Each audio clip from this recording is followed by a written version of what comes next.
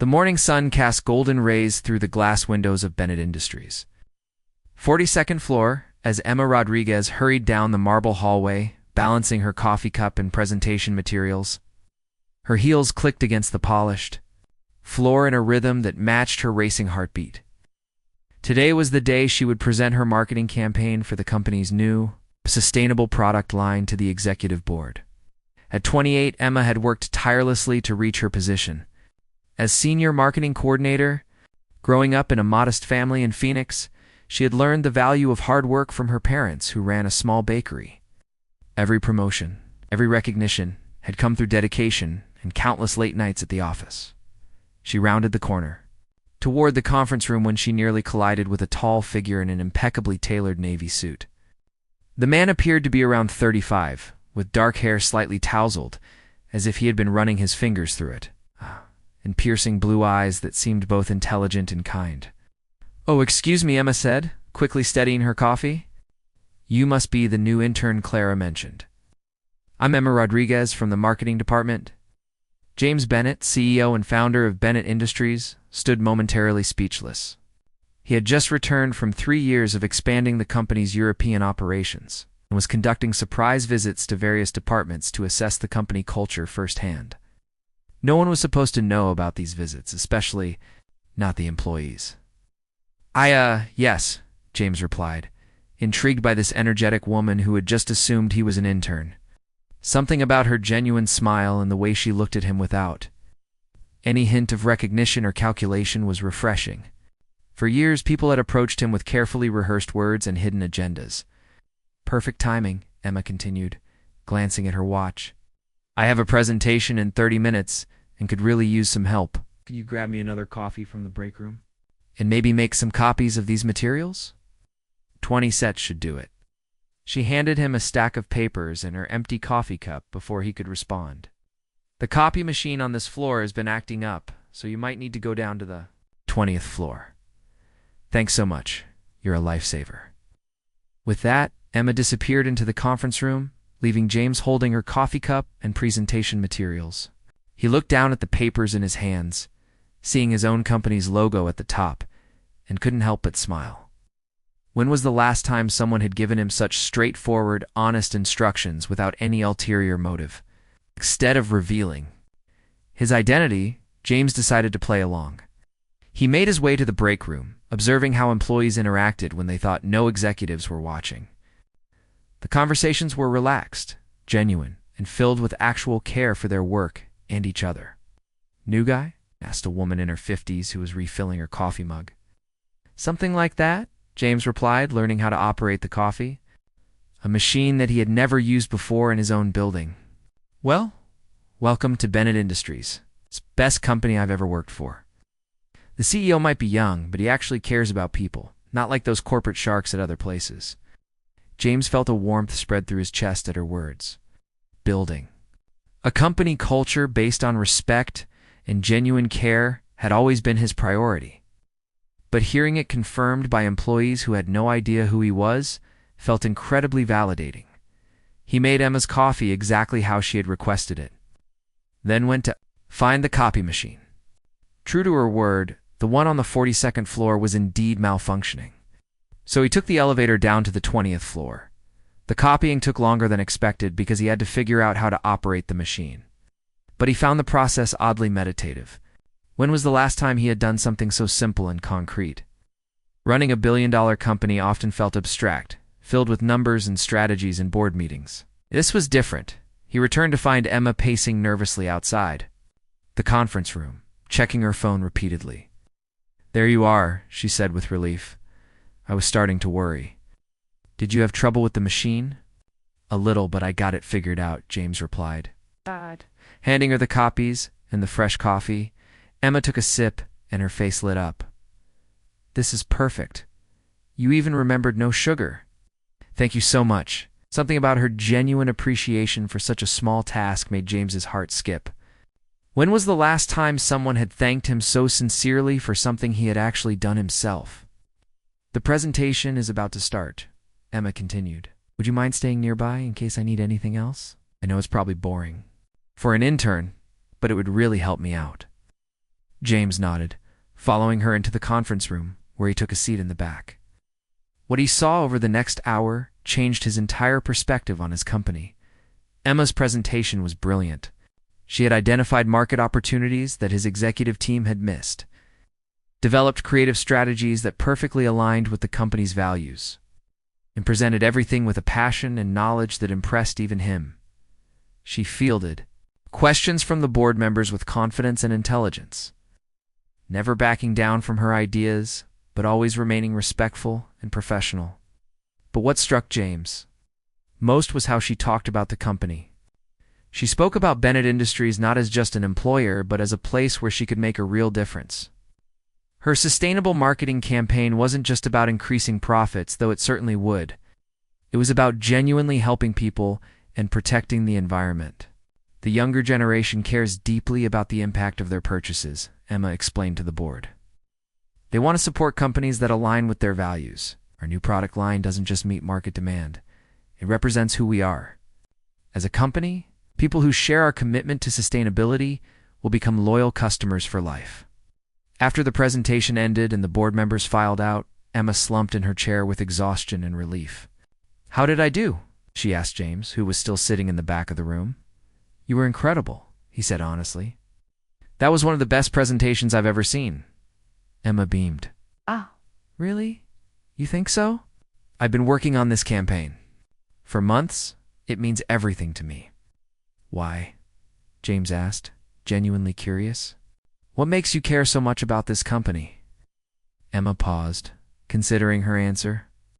"When I first started here 5 years ago, I was just looking for a job. But Bennett Industries is different. CEO James Bennett, he actually cares about doing the right thing.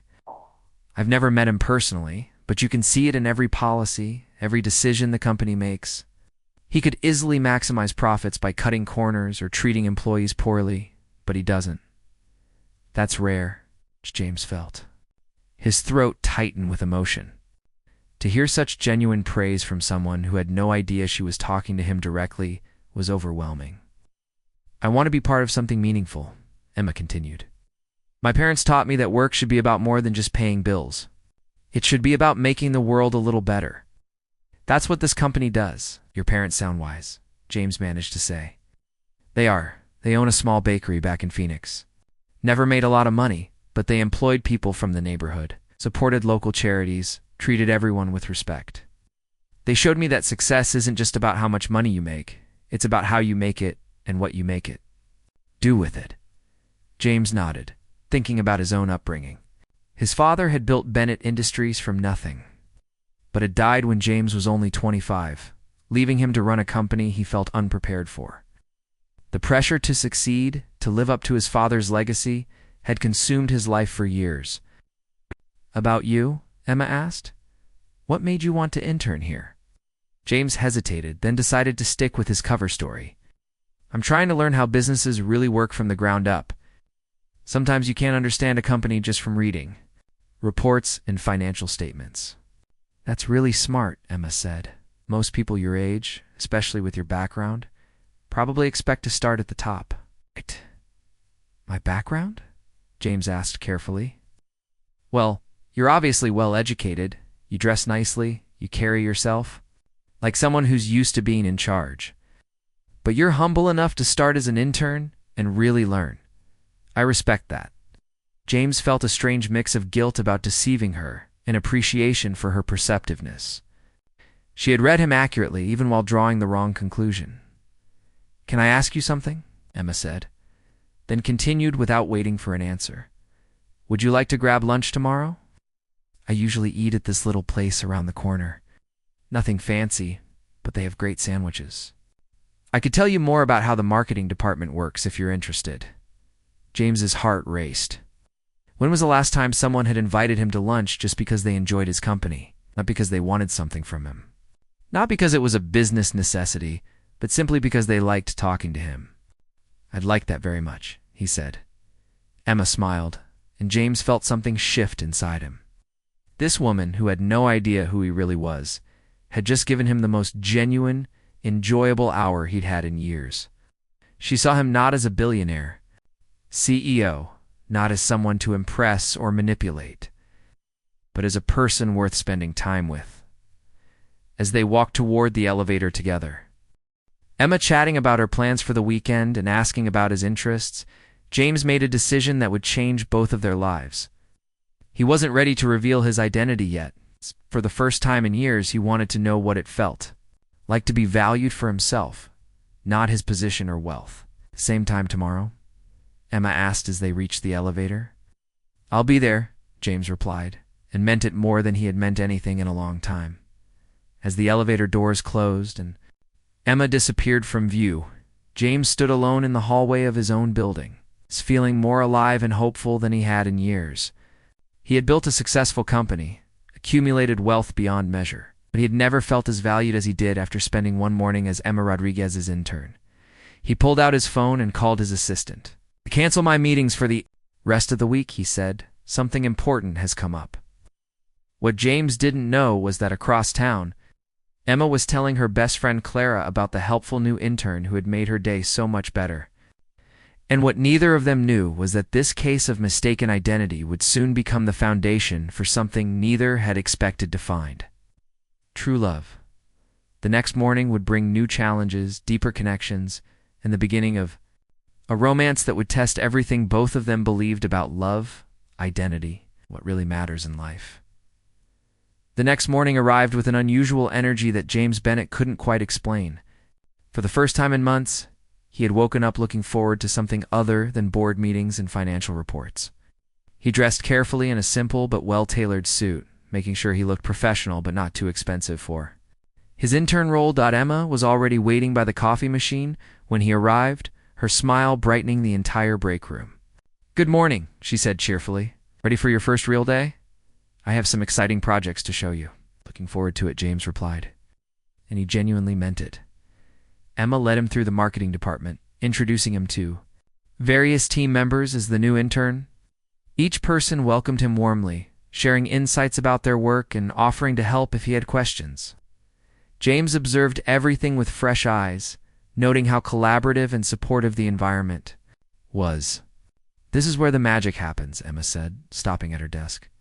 "Would you mind helping me organize these campaign materials? I know it seems boring, but it will give you a good overview of how we approach different projects." They worked side by side. James found himself drawn into Emma's passion for her work. She explained each campaign with enthusiasm, detailing not just the strategies, but the reasoning behind every decision. "See this campaign for the children's literacy program?" Emma said, showing him colorful promotional materials. "We partnered with local schools to provide free books. The CEO personally approved extra budget for it, even though the profit margins were small. That's what I love about this company." James felt his chest tighten with pride. That had been one of his favorite projects, though he had never seen the marketing materials Emma's team had created. "You really admire him, don't you?" James asked carefully. "James Bennett?" "Absolutely. He took over the company so young after his father died. But instead of just maintaining the status quo, he's grown it while keeping the values intact. I read an interview where he said business should be a force for good in the world. How many billionaires actually mean that?" Before James could respond, a tall man in an expensive suit approached Emma's desk with a condescending smile. "My darling," the man said, his tone dripping with false charm. "Still playing with your little charity projects, I see." Emma's expression immediately cooled. "Hello, Richard. These are legitimate marketing campaigns that generate both profit and positive impact." Richard Hoffman had been with the company for 8 years and had always resented Emma's rapid advancement. He believed his Ivy League education and family connections should have guaranteed him the senior position she held. "Of course they are," Richard said dismissively, then noticed James. "And who might this be? Another one of your projects?" "This is our new intern," Emma replied professionally. "James is helping me with campaign organization." Richard looked James up and down with obvious skepticism. "Intern? You look a bit old for an intern, don't you think? And that suit, certainly, isn't from the college bargain bin?" James felt a moment of panic, but Emma stepped in smoothly. "Experience comes in all ages, Richard.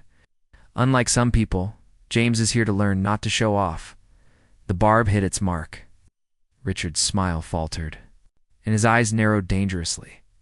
Well, just make sure your intern understands the hierarchy around here, Richard said coldly. Some positions require more than just enthusiasm. After Richard left, Emma turned to James apologetically. I'm sorry about that. Richard has always been difficult, but he's gotten worse lately. I think he expected to get my position. He handled that perfectly, James said, impressed by her professionalism under pressure. I learned early that the best response to bullies is competence, Emma replied. My dad always said, let your work speak louder than their words. As the morning progressed, James found himself completely absorbed in the genuine work of understanding his company from the ground level. He helped Emma prepare presentations, organized files, and even answered phones when the receptionist went to lunch. You're really good at this, Emma observed as he efficiently handled a client's questions. Are you sure you haven't done marketing before? I've always been interested in how businesses connect with people, James said, which was technically true. During their lunch break, Emma took him to the small cafe she had mentioned. It was a cozy place with mismatched chairs and homemade soup that reminded James of the kind of authentic experiences he rarely had time for anymore. Tell me about yourself, Emma said as they settled into a corner booth. What did you do before this internship? James had prepared for this question, sitting across from Emma's genuinely interested face. He found himself wanting to tell her the truth about everything except his identity. I've spent a lot of time traveling, he said, learning about different business practices, different cultures. But I realized I was missing something important by always being on the outside looking in. What do you mean? Well, you can read about company culture and employee satisfaction. But until you actually work alongside people, you don't really understand what makes a workplace special. Emma nodded thoughtfully. That's really insightful. Most people think they can understand everything from reports and statistics, but the real story is in the daily interactions. The way people treat each other when nobody important is watching. Exactly, James said, then realized the irony of his statement. What about your family? Emma asked. Are they supportive of your career change? James hesitated. His mother, Helen Bennett, had been calling repeatedly since he started his undercover observation. She was undoubtedly furious that he was ignoring board meetings for what she would see as a pointless exercise. My relationship with my family is complicated, he said finally. They have very specific expectations about what I should be doing. With my life, I can relate to that, Emma said softly. And when I told my parents I was moving to New York to work for a big corporation, I worried I would lose sight of what really matters. They run a small bakery, and they've always measured success by how many people you help, not how much money you make.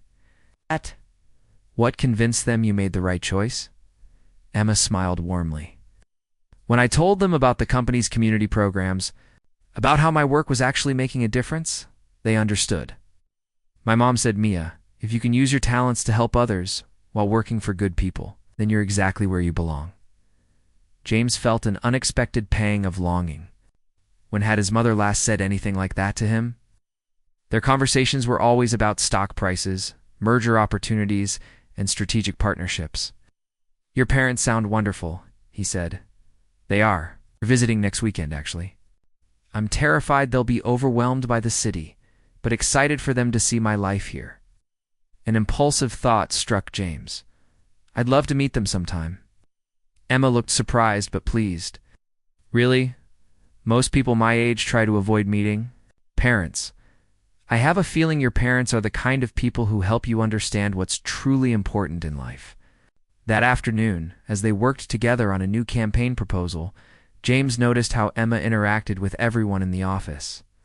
She remembered personal details about her colleagues' lives, offered help without being asked, and treated everyone, from the janitor to the senior vice president, with equal respect and kindness. Emma, can I ask you something personal? James said, as they organized the final presentation materials. Sure. You could probably work anywhere you wanted. You're brilliant, hardworking, and you have great instincts. Why stay here? Why not start your own agency or work for one of the big Madison Avenue firms? Emma paused in her work and looked at him thoughtfully. Because this isn't just a job for me, she said. When I was growing up, My parents struggled sometimes to keep the bakery afloat. Big chain stores moved into our neighborhood, and it would have been easy for them to give up. But they didn't because they knew they were providing something important to the community. She gestured around the office. This company feels the same way. We're not just trying to maximize profits. We're trying to build something meaningful. Every campaign I work on, every product we promote, I ask myself, does this make the world a little better? Here, the answer is usually yes. James felt his throat constrict with emotion. This was exactly why he had built Bennett Industries the way he had. But hearing it articulated by someone who lived it every day was overwhelming. Besides, Emma continued with a mischievous smile. I have it on good authority that the CEO is single and devastatingly handsome. James nearly choked on his coffee. What? Emma laughed. I'm kidding, sort of. Clara's convinced that if I ever actually met James Bennett, we'd fall madly in love and live happily ever after. She watches too many romantic movies. What? Do you think? James asked, trying to keep his voice casual. Emma shrugged. I think real love is built on understanding who someone really is, not what they appear to be. Anyone can look good in a corporate headshot.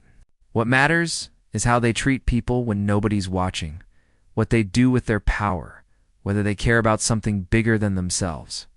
That's a beautiful way to think about love, James said softly. What about you? Any romantic prospects? Emma asked Tatian. Thought about the various women his mother had introduced him to over the years. All accomplished. All from appropriate families. All perfectly suitable for a corporate merger disguised as a marriage. I'm beginning to think I've been looking in all the wrong places, he said. Their eyes met across the desk, and for a moment, the busy office around them seemed to fade away. James felt something shift in his chest, a warmth and connection he had never experienced before. Emma, he began, then stopped, realizing he couldn't say what he was feeling without revealing everything. Yes, she prompted gently. I just want you to know that this has been the best day I've had in a very long time. Thank you for treating me like I belong here. Emma's smile was radiant. You do belong here. I can tell you're going to do great things. As the day ended and they prepared to leave the office, Emma's phone buzzed with a text message. Oh no, she said, reading the screen. My parents' flight got delayed. They won't arrive until late tomorrow night instead of tomorrow afternoon. I was supposed to pick them up and show them around the city. I could help, James offered without thinking. I know New York pretty well. Emma looked at him with surprise and gratitude. Would you really? It's so kind of you. I'd be honored to meet the people who raised someone as remarkable as you. Emma blushed slightly. You're going to make me cry right here in the office. As they walked to the elevator together, James made another decision that would deepen his deception and his feelings equally. He was going to meet Emma's parents, not as James Bennett, the billionaire CEO, but as the intern who was falling in love with their daughter. The elevator doors closed, and James caught his reflection in the polished steel. For the first time in years, the man looking back at him seemed genuinely happy. He just hoped that when the truth inevitably came out, Emma would be able to forgive him for the lie that had brought them together. Tomorrow would bring new challenges. As Richard Hoffman's suspicions grew and James found himself deeper in a web of deception that was becoming harder to maintain. But tonight, all he could think about was Emma's smile in the way. She had made him feel like the person he had always wanted to be. The weekend arrived with unseasonably warm weather that seemed to mirror the brightness James felt every time. He thought about spending time with Emma and meeting her parents. He had arranged for his driver to drop him off several blocks from Emma's apartment building. Maintaining the careful fiction of his modest intern lifestyle, Emma greeted him at her door wearing a simple sundress that somehow made her more beautiful than any designer gown he had ever seen at corporate galas. Her apartment was small but warm, filled with plants, books, and photographs that told the story of a life lived with purpose and joy. My parents are still getting settled, Emma said, leading him into the living room where an older couple was examining framed photos on a side table. Mom, Dad, this is James, the intern I told you about. Maria Rodriguez was a petite woman with Emma's same warm eyes and infectious smile. Roberto Rodriguez was tall and sturdy, with calloused hands that spoke of a lifetime of honest work. Looked at James with a kind of genuine interest that he rarely encountered. "So you're the young man who's been helping our Emma," Maria said, immediately embracing him as if he were already part of the family. "She says you make excellent coffee." "I'm learning from the best teacher," James replied, meaning it completely. Roberto studied James with the careful eye of a man who had learned to read people through years of running a small business. "Emma tells us you're trying to understand how businesses really work from the ground up," Roberto said. "That shows wisdom. Too many young people want to start at the top without earning their place." James felt a stab of guilt, knowing that he had inherited his position rather than earning it the way Emma had worked for hers.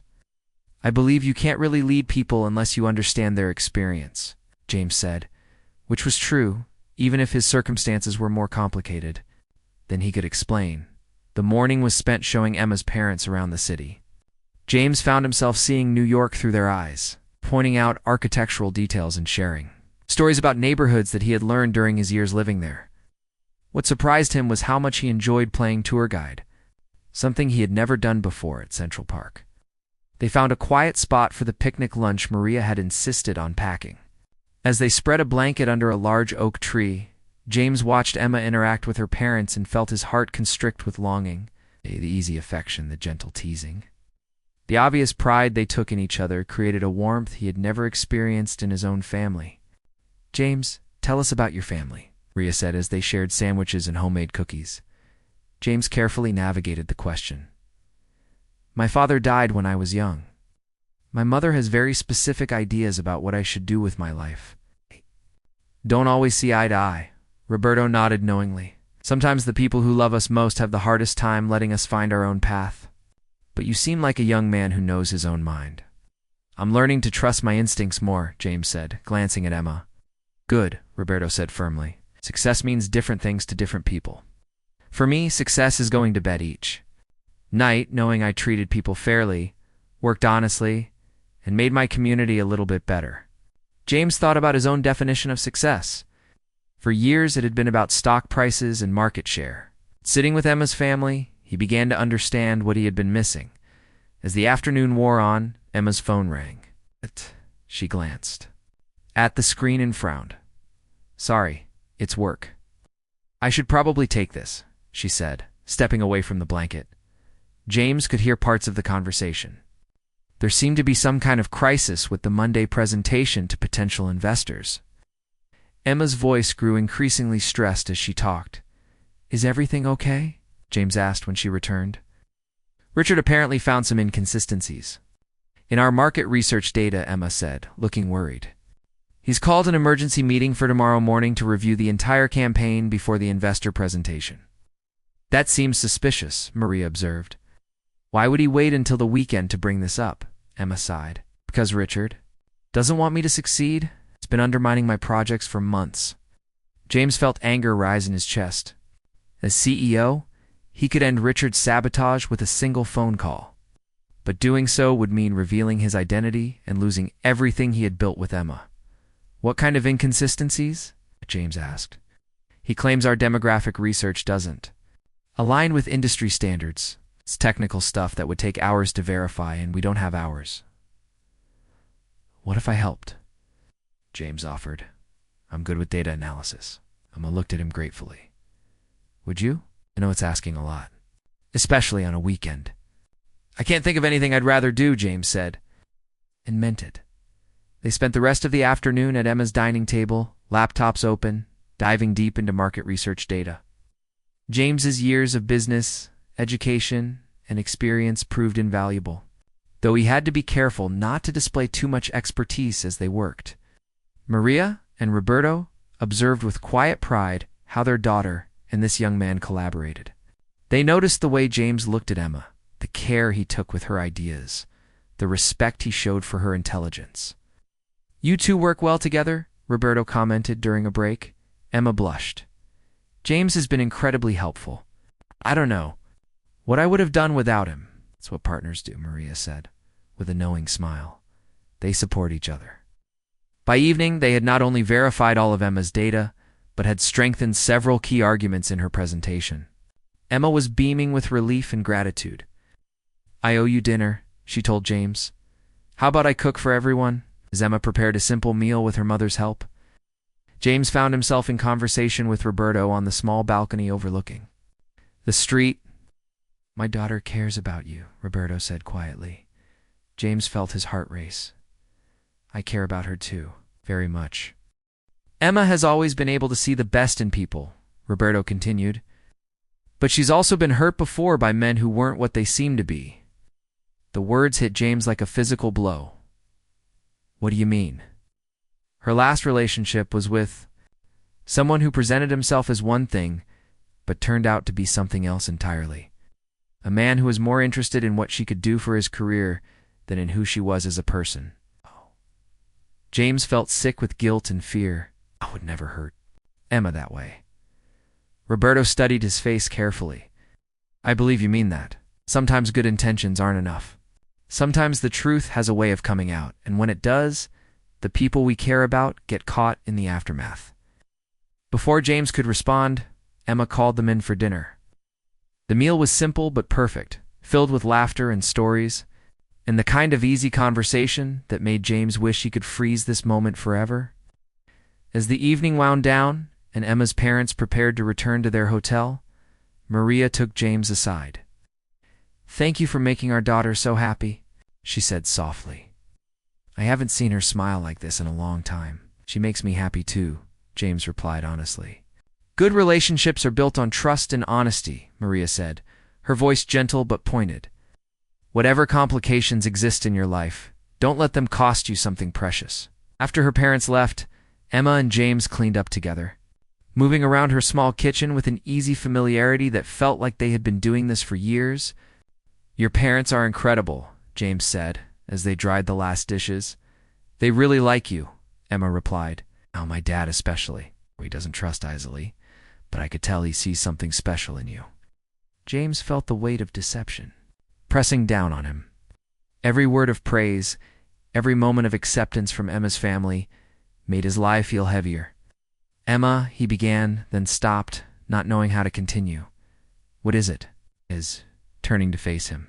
Standing in her kitchen, surrounded by the warmth of her home and the lingering presence of her family's love, James made a decision that would change everything. "There's something I need to tell you," he said. Before he could continue, Emma's phone buzzed with an urgent message. She glanced at it, and her face went pale. "What's wrong?" James asked. "It's from Clara," Emma said, her voice shaky. "She says there are photos online, photos of us together." "And James, the headlines are saying you're not who you claim to be." Emma's hands trembled as she opened her laptop and navigated to the gossip website Clara had sent her. There, on the screen, was a clear photograph of James kissing Emma's cheek outside her building earlier that day. But it was the headline that made Emma's world collapse. "Billionaire CEO James Bennett's secret romance with employee, inside the scandal rocking Bennett Industries." Emma stared at the screen in shock, then at James, whose face had gone ashen. "This is some kind of mistake," she whispered. "Tell me this is a mistake." James closed his eyes, knowing that the moment he had been dreading had finally arrived. "Emma, I can explain," he began. "Explain what?" Emma's voice was rising. "Explain why there's a picture of you on this website identified as James Bennett. Explain why you've been lying to me for weeks. I'd never meant for it to happen like this," James said desperately. "I was going to tell you tonight." Emma stood up abruptly, backing away from him as if he were a stranger. "You're him. You're actually him. The CEO. The billionaire. Everything I said about you. Everything I believed about this company. And you were sitting there listening to me praise you to your face. Emma, please let me explain." "Explain what?" "How you've been laughing at me this whole time. How you've been playing some sick game, pretending to be an intern while I assigned you coffee runs and copy duties." Tears were streaming down Emma's face, and each one felt like a knife in James's heart. "It wasn't a game," he said urgently. "Everything I felt, everything we shared, it was all real." "Real?" Emma's voice cracked. "What was real about it?" "Lied about everything. Your name, your job, your life." "How do I know anything you said was true?" My feelings for you are true, James said desperately. Emma, I'm falling in love with you. Emma laughed bitterly. Love? You don't even know what love is. Love is built on trust and honesty. Love is seeing someone for who they really are, not some fantasy you create. She moved toward her door, opening it wide. I think you should leave. Emma, please. Give me a chance to explain why I did this. Why? So you can tell me more lies. So you can explain how this was all some elaborate test to see if I was worthy of the great James Bennett's attention? It wasn't like that, James said, but Emma was no longer listening. Get out, she said quietly. Don't come back. James looked at her one last time, seeing the hurt and betrayal in her eyes, knowing he had caused it all. Without another word, he left, hearing the door slam behind him and knowing he had just lost the most important thing that had ever happened to him. Outside Emma's building, James's driver was waiting, having been alerted by the security team about the paparazzi photos. As they drove through the city toward his penthouse, James stared out the window and wondered how he had managed to destroy the best thing in his life in the span of a single evening. Meanwhile, Emma collapsed on her couch, sobbing as the full weight of the deception hit her. Everything she had felt, everything she had believed, had been built on a lie. The man she had been falling in love with didn't even exist. Her phone rang. It was Clara. Emma, honey, are you okay? I saw the photos and I tried to call you. He's been lying to me this whole time, Clara, Emma sobbed. Everything was fake. Maybe there's an explanation, Clara said gently. What explanation could there be? He's a billionaire who pretended to be an intern. He let me treat him like hired help while secretly judging everything I said and did. Yes. Emma, I saw how he looked at you. Whatever his reasons for the deception, his feelings seemed genuine. How can I trust anything about him anymore? Emma whispered. The next morning brought new humiliation. The photos were everywhere, and the story had taken on a life of its own. Emma arrived at Bennett Industries to find colleagues staring at her, some with sympathy, others with barely concealed envy and suspicion. Richard Hoffman approached her desk with a satisfied smile. Oh well, he said. It all makes sense now. Ain't the mysterious support for your projects, the sudden interest from the CEO in sustainable marketing. I have to hand it to you, Emma. That's quite a strategy. It wasn't a strategy, Emma said quietly. Of course not, Richard said mockingly. Just a coincidence that your boyfriend happens to be the owner of the company? Emma felt eyes on her from across the office. The respect she had earned through years of hard work was evaporating in the face of scandal and speculation. Her computer pinged with an email from Human Resources requesting a meeting. Emma's heart sank as she realized the full implications of what was happening. Her career, her reputation, everything she had worked for was crumbling around her. In his office on the top floor, James was facing his own reckoning. His mother, Helen Bennett, sat across from his desk with a newspaper spread between them. This is exactly what I warned you about, Helen said coldly. Romantic entanglements with employees. Do you have any idea how this looks to investors? To the board? I don't care how it looks, James said wearily. I care about Emma. Emma Rodriguez has already submitted her resignation, Helen said crisply, effective immediately. James felt his world tilt. What? She sent it to Human Resources this morning, along with a request that all contact from you be directed through our legal department. James stared at his mother in disbelief. Emma had quit. She was gone, and she never wanted to see him again. This is for the best, Helen continued. Dad! The board has agreed to accept her resignation with a generous severance package in exchange for a non-disclosure agreement. The scandal will die down, and you can focus on what's really important. What's really important, James repeated numbly. The merger with Blackstone International? They're still willing to proceed despite this distraction. Patricia Blackstone is a suitable partner for you, both professionally and personally. James thought about Patricia Blackstone, the brilliant and beautiful CEO who would indeed make a perfect corporate match. Then he thought about Emma's smile, her passion for making the world better. The way her parents had welcomed him like family. Cancel the meeting with Blackstone, James said suddenly. James, don't be ridiculous. I said cancel it. James. stood up, his voice firm for the first time in the conversation. "And get me Emma Rodriguez's home address." "Absolutely not. You'll only make things worse." James looked at his mother, seeing clearly for the first time how different their values really were. "For my entire adult life, I've let you guide my decisions based on what's best for the company, for our reputation, for our social standing. But I've never been as happy as I was pretending to be an intern in love with Emma Rodriguez." "Happiness is a luxury you can't afford," Helen said sharply. "You have responsibilities." "My responsibility is to be the kind of man who deserves Emma's love," James said. "And right now, I'm not that man. But I'm going to become him." James walked past his mother toward the door of his office. "Where are you going?" Helen called. "After him." "To figure out how to win back the woman I love?" James replied.